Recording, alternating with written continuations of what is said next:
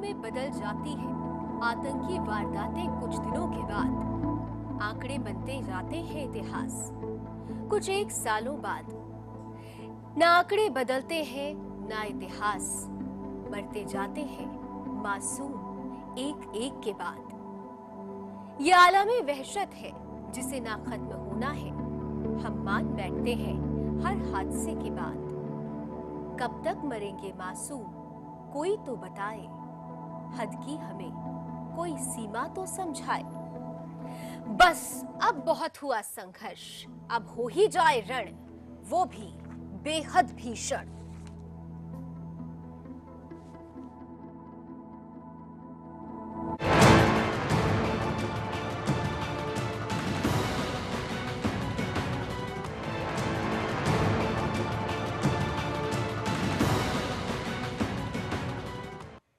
वाकई अब वक्त आ गया है कि संघर्ष नहीं रण हो, और रण भी बड़ा भीषण हो। जिस तरीके से दुनिया भर में आतंकवाद से मानव जाति लहूलुहान हो रही है, तो ऐसे में तो अब वक्त आ ही गया है कि आर या पार हो जाए। तमाम जगहों पर हम देख रहे हैं कि इस्लामिक कट्टरपंथ ने लगातार लोगों को परेशान कर रखा है। जगह जगह पर आतंकवादी घटनाएं अपना सिर उठाकर बढ़ चढ़कर बोल रही हैं। ऐसे में बस बहुत हुआ संघर्ष और याचना की बात बहुत पीछे छूट चुकी है। अब तो आतंकवाद से दो चार होना ही होगा। नमस्कार, आपके साथ मैं हूं लावनी श्रीवास्तव। खास तौर से ये पेशकश हम आपके बीच इसलिए लेकर आए हैं क्योंकि इस वक्त दुनिया भर में लोग आतंकवाद के दंश को महसूस कर रहे हैं, झेल रहे हैं, और ऐसे में अब झेलने की जो सीमा थी वो खत्म हो चुकी है। और यही वजह है कि हमने आज आपके सामने एक एहसास रखने की कोशिश की है कुछ पंक्तियों के जरिए कि संघर्ष और याचना अब नहीं, अब तो सिर्फ रण रण और रण।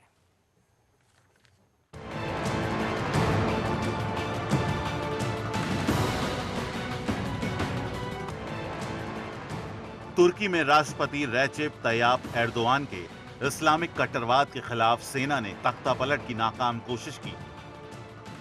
देश की जनता बीच सड़क पर आ गई और खुद को मजहब के साथ दिखाया।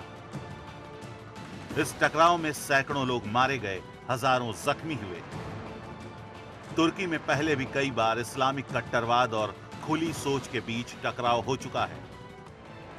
मौजूदा हालात तब परवान चढ़ना शुरू हुए जब राष्ट्रपति की AK पार्टी 2002 में सत्ता में आई। इसके बाद जैसा कि ज्यादातर इस्लामिक देशों में होता है, बोलने की आजादी पर बंदिशें लगनी शुरू हो गईं। लेकिन अजीब इत्तेफाक के तहत इस देश की सेना हमेशा से धर्म के नाम पर सख्त नियमों के खिलाफ रही है। इसी वजह के चलते राष्ट्रपति ने कई सैन्य अधिकारियों को जेल के अंदर डाल दिया। इसके बाद मदरसों के जरिए दमन का खेल शुरू हुआ। 2002 में तुर्की में मदरसों में पढ़ने वाले छात्रों की तादाद जहां 65,000 थी, वो आज 10 लाख है। तुर्की की सेना धर्मनिरपेक्ष लोकतंत्र के यूरोपियन यूनियन में शामिल होना चाहती है, लेकिन सरकार इस्लाम के कट्टरवाद के रास्ते पर चलकर यूरोपियन यूनियन से दूरी चाहती है। नतीजा भयानक हिंसा है। इस्लाम बनाम विकास की एक और खबर इंग्लैंड से है। क्रिकेटर मोइन मुनीर अली खान ने कहा है कि वो मजहब यानी इस्लाम के लिए क्रिकेट भी छोड़ सकते हैं। क्रिकेट से मजहब कहीं ज्यादा अच्छा है। यानी मोइन अली कर्म पर धर्म को तरजीह देंगे।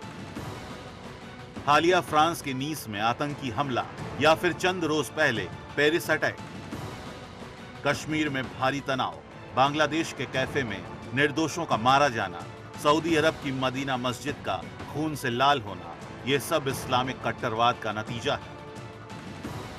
लश्कर e Taiba, Jaish e Mohammed, Hizbul Mujahideen, Islamic State, Boko Haram, Haqqani network, ये वो संस्थाएं हैं जिनका जन्म इस्लामिक कट्टरवाद के गर्भ से हुआ है। और इस्लामिक कट्टरवाद का दायरा बढ़ता ही जा रहा है। जो देश इस्लाम बाहुल्य हैं, वहां पर ज्यादातर आतंकवादी ही तैयार होते हैं। पाकिस्तान इसका सबसे अच्छा नमूना है। जहां पर अल्पसंख्यक हैं, वहां पर ये लोग बम फोड़ते हैं। मकसद होता है ये देश भी पाकिस्तान बन जाए। कमाल की बात है, मोइन खान इस्लाम के लिए अपना कर्म छोड़ना चाहते हैं, लेकिन धर्म तो इंसान को मजबूत करता है, उसे खुद की तरक्की के साथ पूरी इंसानियत की भलाई का संदेश देता है। मोइन खान अगर धर्म को सही तरह से समझते तो वो अपने कर्म को और बेहतर करने पर विश्वास जताते। लेकिन जैसे ही इन लोगों के दिमाग में इस्लाम आ जाता है, वैसे ही बाकी सब कुछ बहुत छोटा हो जाता है। बात यहीं पर नहीं रुकती। ये लोग अपने दिमाग में छोटी हुई तमाम दूसरी चीजों को खत्म करने पर ही उतारू हो जाते हैं। जो मुसलमान नहीं हैं, उन्हें बन जाना चाहिए। अगर नहीं तो बम फोड़कर उनके शरीरों को टुकड़ों में उड़ा दो, गर्दन काट दो। पूरी दुनिया के हालात देखकर लगता है कि वहशीपन बहुत हो चुका है। अब विश्व को भी एकजुट हो जाना चाहिए, चाहे देश और धर्म कोई भी हो। अब इनके साथ संघर्ष नहीं, रण का रास्ता अपनाना होगा, और रण भी ऐसा जो भीषण हो। अब हवा में उड़ने वाले शरीर के चीथड़े मासूम लोगों के नहीं, बल्कि कट्टरवाद के रास्तों पर चल रहे आतंकियों के होने चाहिए। सुदर्शन न्यूज के लिए ब्यूरो रिपोर्ट के साथ सुनील धनखड़।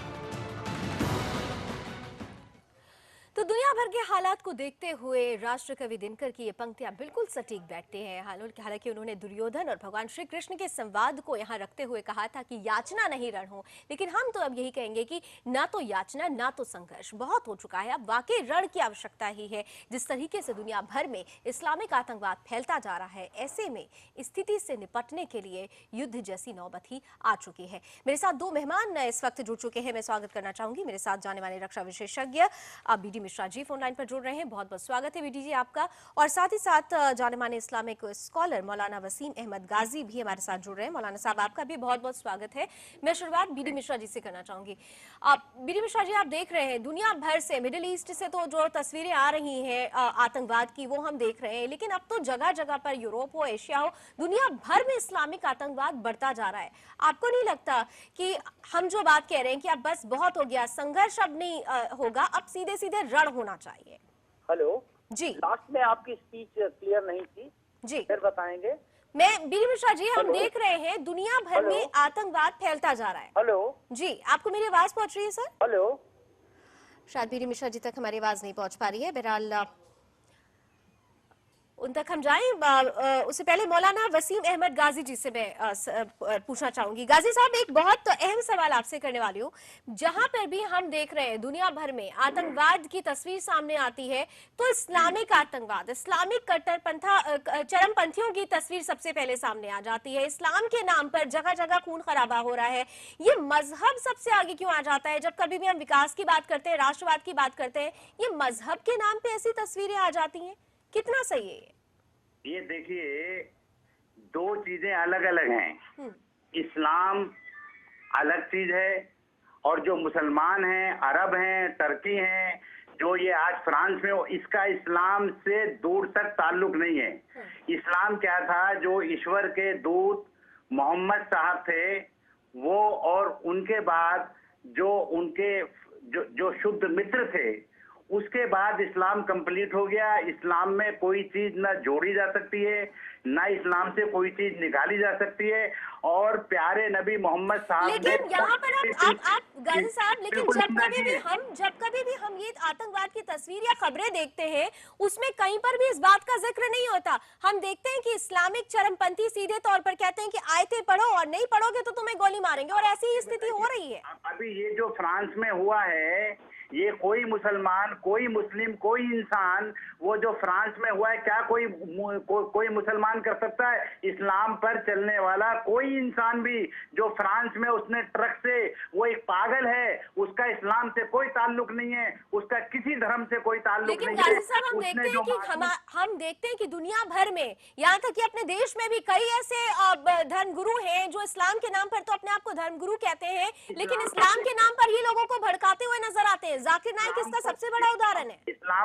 इस्लाम तो 1400 साल पहले पूरा हो गया।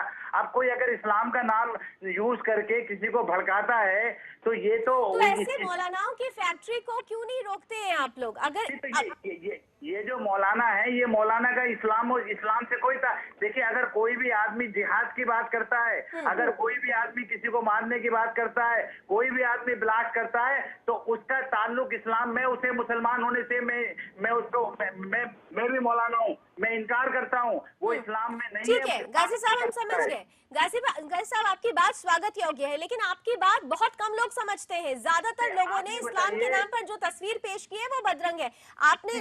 आपको बता दें कि मोइन खान जो क्रिकेटर हैं, वो कहते हैं कि हम धर्म के नाम पे क्रिकेट छोड़ सकते हैं। ये कर्म, धर्म तो कर्म को इजाजत देता है ना, ये धर्म को भी कर्म के ऊपर लेके आ रहे हैं। ये मोइन खान की प्लेयर की, उसका इस्लाम से या मुसलमानों से या दुनिया में क्रिकेट का क्या ताल्लुक है?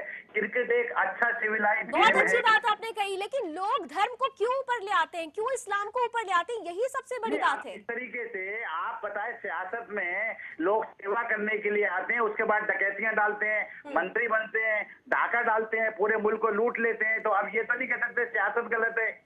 नहीं, लेकिन इसके लिए कहीं ना कहीं से जिम्मेदार वो लोग भी हैं जो कहीं ना कहीं से ऐसी चीजों को हवा देते हैं। हम भले ही कहते हैं आप भले ही कहें कि इस्लाम में इसकी जगह नहीं है, लेकिन इस्लाम के नाम पे ही बरगलाया जा रहा है, ये भी एक सच्चाई है। मैं आपके पास आऊंगी, मेरे साथ रक्षा विशेषज्ञ बीडी मिश्रा जी भी जुड़े हुए हैं, उनकी प्रतिक्रिया भी ले लेते हैं। बीडी मिश्रा जी, हम देख रहे हैं दुनिया भर में आतंकवाद अपनी जड़ जमा चुका है, तमाम जगहों से हम इस्लामिक आतंकवाद की तस्वीरें देखते हैं। आपको लग रहा है कि अब वक्त आ गया है कि अब संघर्ष या याचना की जरूरत नहीं, अब सीधे सीधे इनसे रण करना चाहिए? इस्लामिक नहीं है वो। देखिए, ऐसा है कि ये दोनों अलग अलग चीजें हैं। पहली बात तो ये है कि हम किसी धर्म को आतंकवाद से नहीं जोड़ेंगे, लेकिन उसी के साथ जो सबसे बड़ी सच्चाई है वो ये है कि आज के दिन में जो सबसे बड़ा आतंकी संगठन है ISIS या ISIL, ये धर्म का पूरा फायदा उठा रहा है और धर्म के नाम पर लोगों को बरगला रहा है। इसलिए जो लोग ये कहते हैं कि किसी भी आतंकवाद का धर्म से कोई ताल्लुक नहीं है, उनको उठ खड़ा होना चाहिए। और जो लोग प्रोन हैं, जैसे अभी केरला से 18 युवक एकाएक गायब हो गए। केरला में सब लोगों का ये फर्ज बनता है कि जो ऐसी वल्नरेबल कम्युनिटी है और जो लोग ऐसे चीजों में ज्यादा बरगलाव में आ जाते हैं, उनको बताया जाए, उनको करें। लेकिन अपनी जगह पर बात यह सच है कि इस्लाम का नाम इस्तेमाल करके अबू बकर बगदादी, जो कि कहता है कि खिलाफत दुनिया में खलीफा का राज्य फिर से आना चाहिए, वो धर्म का इस्तेमाल कर रहा है। लेकिन मैं ये जरूर कहूंगा कि आतंकवादी का कोई धर्म नहीं होता है, आतंकवादी आतंकवादी है। बिल्कुल, आतंकवाद का कोई धर्म नहीं होता, लेकिन अफसोस के साथ कहना पड़ेगा कि एक धर्म विशेष के नाम पर ही लगातार आतंकवाद को बढ़ावा दिया जा रहा है। और अगर जो लोग ये कहते हैं कि इस्लाम धर्म को कहीं से भी, आतंकवाद को कहीं से भी बढ़ावा नहीं देता, तो वो लोग अब तक क्यों नहीं स्ट्रॉन्ग मैसेज दे पाए हैं? एक छोटा सा ब्रेक लेंगे, ब्रेक के उस पार इसी मसले पर चर्चा जारी रहेगी।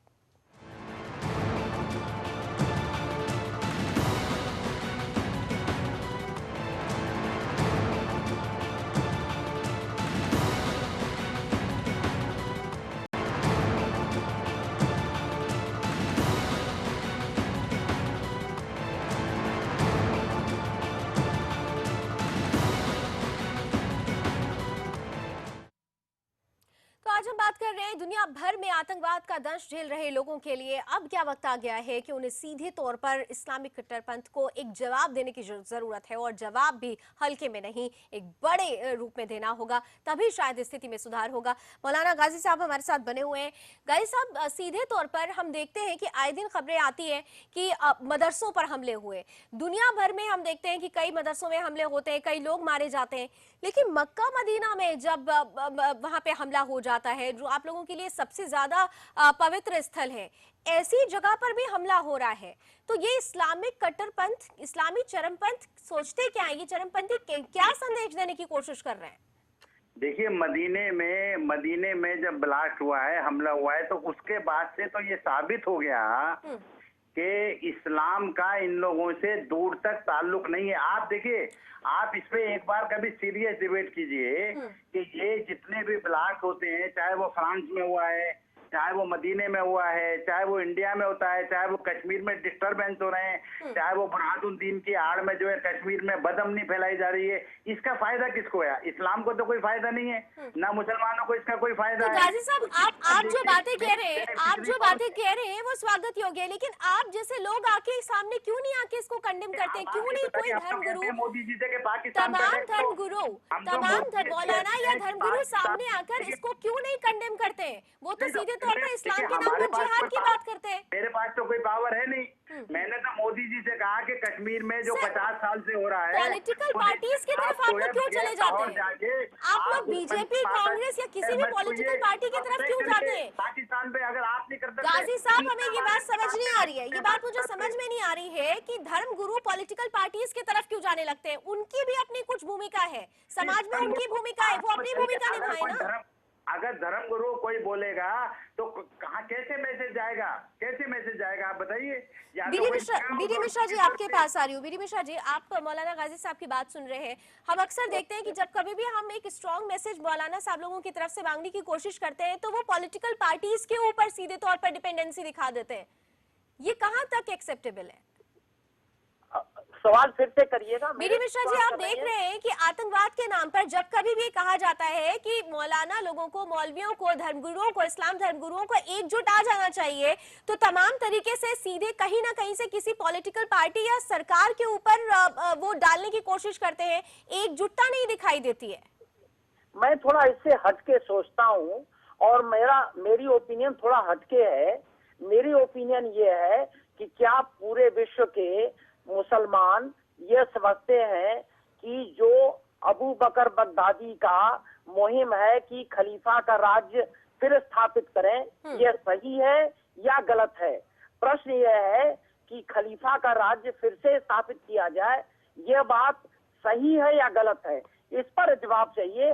मैं ये समझता हूँ कि हमारे इंडिया में तमाम ऐसे मुसलमान हैं जो ये चाहते हैं कि अमन रहे, जो ये चाहते हैं कि खून खराबा न हो, जो ये कुरान का इंटरप्रिटेशन करते हैं, तमाम लोग करते हैं कि अमन पसंद ये धर्म है। मैं मानता हूँ, लेकिन मुझे आज तक इस प्रश्न की चर्चा में कोई एक रास्ता नहीं दिखाई पड़ा कि क्या अबू बकर बगदादी के खलीफा के राज्य स्थापित करने का मुहिम ये सही है या गलत है। यानी सबसे बड़ा सवाल तो यही है। सीधे तौर पर आवाजें जरूर उठाई जाती हैं, कहा जाता है कि इस्लाम के नाम पर गलत मैसेज दिया जा रहा है, तमाम तरीके से धर्मगुरु ये बात कहते हैं, लेकिन जो एक स्ट्रॉन्ग मैसेज देना चाहिए, एक जुटता होनी चाहिए, जो संदेश देना चाहिए, वो संदेश कहीं से नजर नहीं आता है। आखिर ऐसा क्यों है, ये भी एक सवाल है। बहुत बहुत शुक्रिया आप दोनों मेहमानों का मेरे साथ जुड़ने के लिए, अपनी महत्वपूर्ण राय हमारे बीच रखने के लिए। इस बुलेटिन में अभी बस इतना ही। देश दुनिया की तमाम खबरों के लिए आप जुड़े रहिए सुदर्शन न्यूज के साथ। जय हिंद।